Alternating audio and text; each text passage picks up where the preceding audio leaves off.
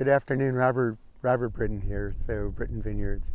So I thought it would be kind of interesting this year, being this is our 20th year in Oregon. It's year, I think it's like 50 or 51 harvest for me, but 20 years here in Oregon on this piece of land. I thought it would be interesting to talk to you occasionally over the course of this vintage about the key decisions and the things that shape a vintage, so that you could get a feel for my thought process and get a feel for the actual vitality that nature sort of brings to each vintage. So we're standing here in the Cygnus block. So this is a block of grapes that we planted in 2008. We bought the property in 2004. Some of the original acres had been planted in 2001. This block was planted in 2008, and it represents actually the first deliberate new planting on my part. So up until this point, we had been filling in the parts of the vineyard that had failed from the original planting in 2001. This was my first opportunity to say, this is a unique part of the vineyard, and I want to plant it with a unique selection of rootstock and plant material. So it really represents this concept of mine that a unique wine can be made from a site that has specific characteristics in an area that has specific characteristics, in this case, the northern Willamette Valley of Oregon. And here is the wine. Here's the wine that's the result of those decisions that I made. And that wine is tempered every year by the characteristics of the vintage. So we thought we'd just follow the vintage through this year with some of these short little videos that might share with you the process. I like to say that the vintage starts with pruning, that this is the point where I first start to make the wine here in the vineyard, with shaping the vine. The thing that we remember about pruning is that we're dealing with a perennial plant. So this is a permanent growing plant. As permanent things as things can be, we recognize that vines in the wild seldom attain more than about 25 years of age. And for winemaking purposes, in my opinion, wines sort of start to come into their majorium somewhere around 25 years, maybe a little sooner than that. These vines here are about 17 years old now, so they're responsible adults at this point. But they've been shaped by this site. They've been shaped by the vintages that have come before, and they've been shaped by the people who have done the pruning, who have done the farming under my guidance and direction here. And each one of these plants bears the wounds of those decisions, and is what it is today because of it. So there is this very complex, I think, and very fascinating concept when you're dealing with perennial plants. Every year they grow. They actually take very little from the soil. The soil itself isn't really diminished, a few minerals. What they're really doing is they're creating life. They're creating mass, simply because of their ability to convert sunlight through photosynthesis, in taking energy and turn it into matter. It's pretty amazing, and they do it differently every year, of course, depending on not just the soil, which stays pretty similar, but the variances in the weather and the amount of sunlight they get. So this vine is very different. You can just see looking down the row here, this little vine here is very different from this vine here. This vine, it's much smaller in diameter. This is growing, probably there's some major basalt underneath that vine right there. This has a little more root room. It's able to bring up a little more water. So when we go to prune these vines, we have to respect that. And we have to think about what the vine actually needs and what it's trying to tell us. So I'm going to prune these two vines. We're going to prune them both a little bit differently, but with the same concept here. what we're really trying to do is say, okay, this is how you've grown to this point. How can we give you what you need to be the most successful you can be in this upcoming year? And by that thought process really leads us to say, oh, well, so what's happened in the past, and what do we think we're going to be doing, not just this year in this particular vine location, but 2 years, 3 years, 5 years from now. You always have to be thinking forward when you're gardening perennials, and this is a pretty much this is a garden, really. As much as I like to think of our managing the soil and everything as a wild, natural site, the reality is this is very much a garden, as it were. So looking at this vine and knowing what I know of the vintage already, so here we are, the 1st of March, I know already that this is going to be a low water input year. So we are significantly behind the normal rainfall pattern at this point. So I have to think about that when I prune this vine. And at this point, I can't just assume we're going to have the normal amount of water. Also, I recognize that this little vine, which is 17 years old, it's smaller than a 5-year-old vine growing on really robust site, that it's trying to tell me something, and I want to give it what it needs to continue to grow healthy, and at the same time to make, a few bunches of grapes that I can make really great wine with it. Our pruning methodology here is known as cane pruning or guillaume pruning. We actually, what that really means is that we're going to leave one of these canes to provide the fruit for next year. And as you can see, this was last year's cane. And the first thing we notice is how short these shoots were. And what it really said was, oh, you left me this big cane, but actually I didn't have enough growing space. I couldn't pick up enough water to really make that healthy. So when I prune for this year, I'm not going to leave this number of buds for the plant to try to grow fruit on. I'm going to prune it down much down at a much lower level. The other thing to think about when you're pruning this vine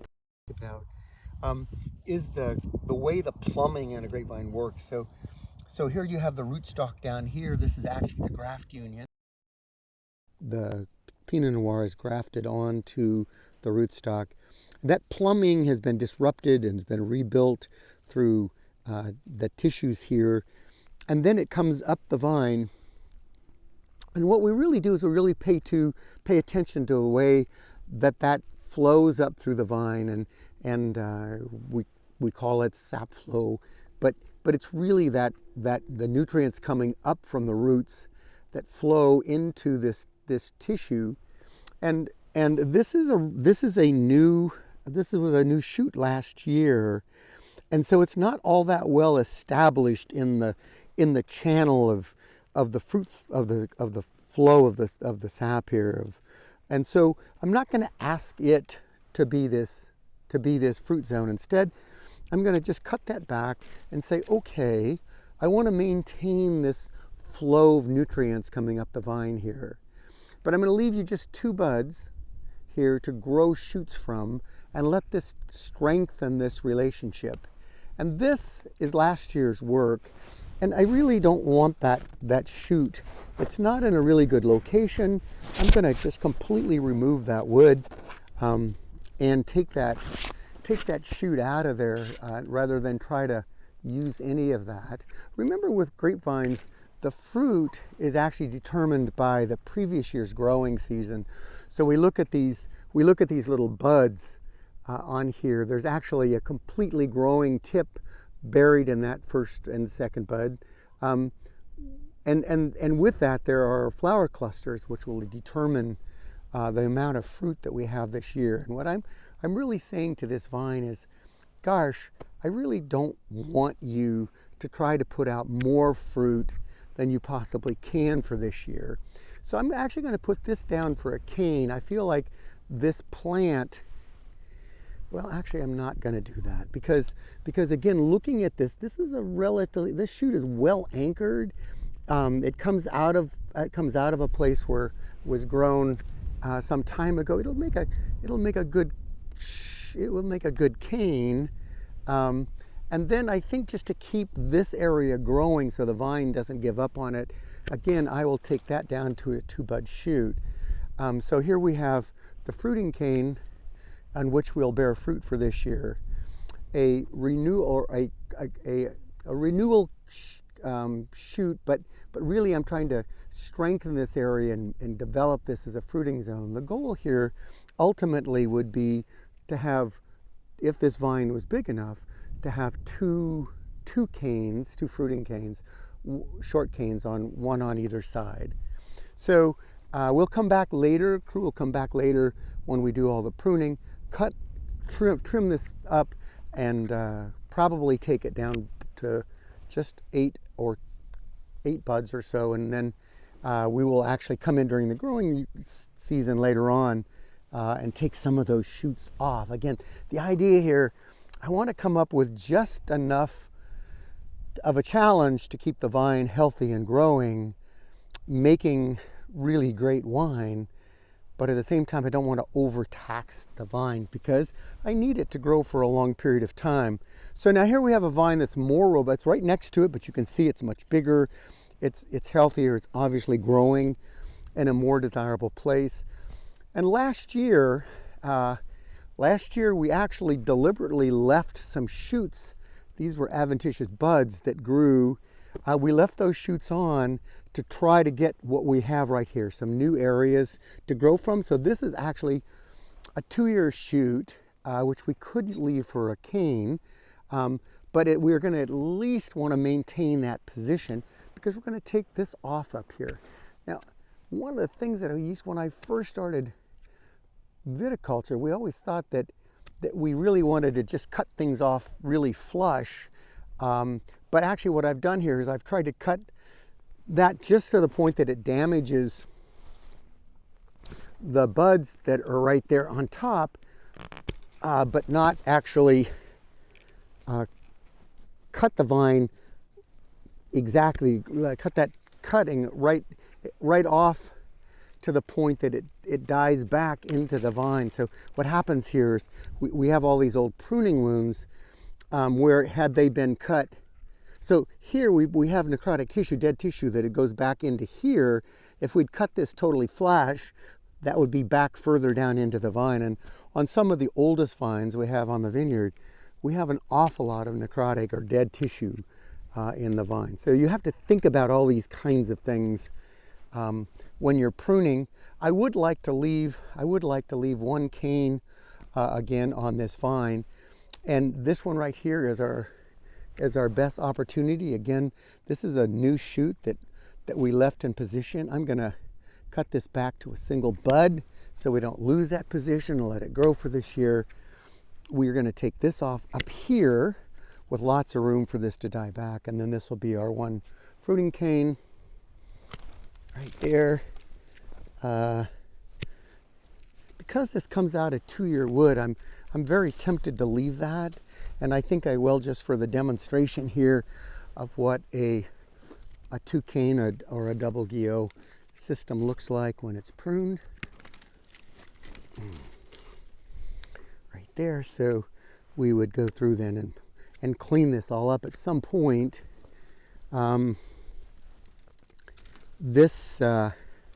We would leave 1, 2, 3, 4, 5, 6, 7, 8, 9, 10.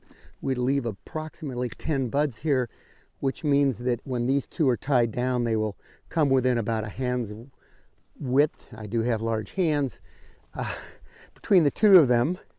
And then same here.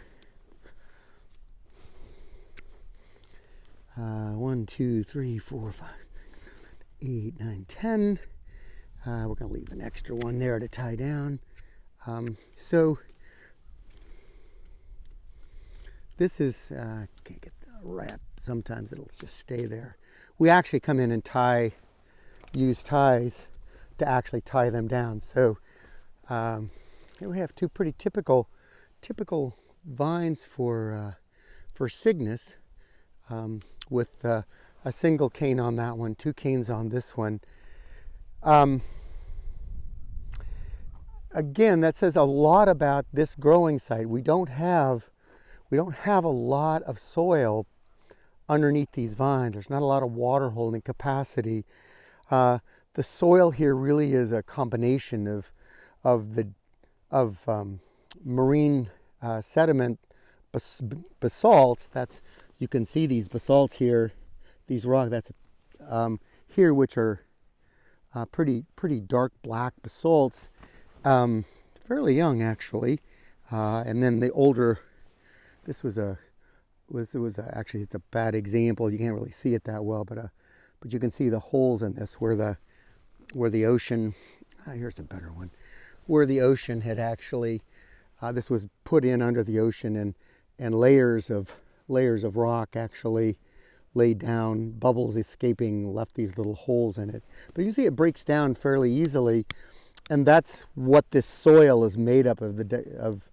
Those rocks decomposing, and some marine sedimentaries that were brought up on this hill with it, mixed to give us this very interesting soil. It's very high in nutrient values, very high in minerals, very low in nutrients, and not a lot of depth, so there's a lot of water holding capacity. The drip system that you can see in here was put in to get these vines established, and they actually haven't been watered since about year 5. So there's a quick little thought about pruning on the Cygnus Hill, the beginning of the 2025 vintage for us, and some of my thoughts in general about at least how Cygnus is going to be pruned. We'll come back and visit here again when we start to get bud break, and we'll know a little bit more about whether we've gotten the full soil in terms of water or not, and some of the other kind of critical issues. So thanks for joining us, and don't hesitate to reach out, especially if you'd like to chit-chat about growing grapes. It's something that's, to me, it's incredibly amazing and almost mystical. Thank you.